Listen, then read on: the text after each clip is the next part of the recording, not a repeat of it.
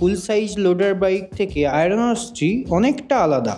তো iron horse 3 iron horse 1-এর থেকে এতটা চেঞ্জ কেন, তো সেই সম্পর্কে কিছু ডিটেলস আমরা জেনে নেব বিশালদার কাছ থেকে।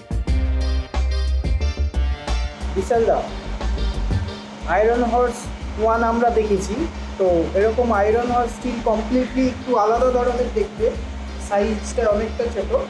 তো এটা সম্পর্কে তুমি একটু ডিটেলসে বলো কেন হবে। যেরকম আয়রন হর্স 1 থেকে আমরা আয়রন হর্স 3-তে এসেছি, ওর কারণ আছে।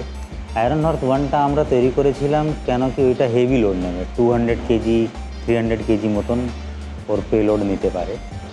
তো কিন্তু ওই ধরনের বাইকটা কুইক কমার্সের জন্য দরকার ছিল না। কুইক কমার্সের ওরা চাইছে ছোট সেগমেন্ট, ছোট গাড়ি আর যে কোনো গলির মধ্যে ঢুকে যায়।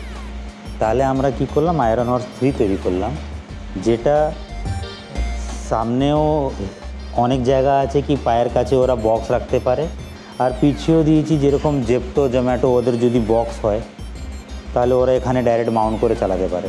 এটা 50 কিলোমিটার মতন এখন রেঞ্জ দিয়েছি, ওইটা ইনক্রিজও করা যায়। যদি কেউ বলে 100 কিলোমিটার, আমরা 100 কিলোমিটার করতে পারি। এটা এখন প্রোটোটাইপ স্টেজে আছে, তাই জন্য এটা ফিক্সার ছাড়া হয়েছে। আর আমরা চেয়েছিলাম কি যত তাড়াতাড়ি একটা ফ্রেম তৈরি করতে পারবো, তাই জন্য এটা খুবই মিনিমালিস্টিক ফ্রেম করেছি, যেটা আমরা 2 দিন মধ্যে প্রোটোটাইপটাই কমপ্লিট করে নিয়েছি। আচ্ছা, 2 দিনের মধ্যে প্রোটোটাইপটা কমপ্লিট হয়ে গেছে এবং ফিক্সার ছাড়া। বাহ।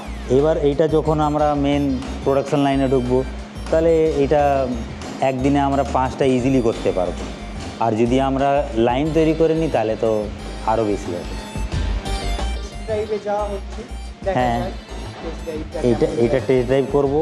এর মধ্যে এরকম আমরা 1200 ওয়াটের মোটর দিয়েছি, তো এর স্পিডটা লক করা আছে 25 কিলোমিটারে, কিন্তু চাইলে ইনক্রিজও করা যেতে পারে, কিন্তু আমরা ইনক্রিজ করব না অ্যাজ পার আরটিও রুল। আর মোটরটাও আমরা একটু কম করে দেব পরে, কেন কি আরটিও রুলের হিসাবে 250 ওয়াট থেকে বেশি করলে আবার রেজিস্ট্রেশন করতে হয়। তো আমরা চাইছি না কি যে জেপ্টো আর জোম্যাটো ওদেরকে আবার রেজিস্ট্রেশন করানো ঝামেলা ওই সব মধ্যে চাইছি না। যত কম দাম ডেলিভারির জন্য একটা পারফেক্ট পারফেক্ট আছে।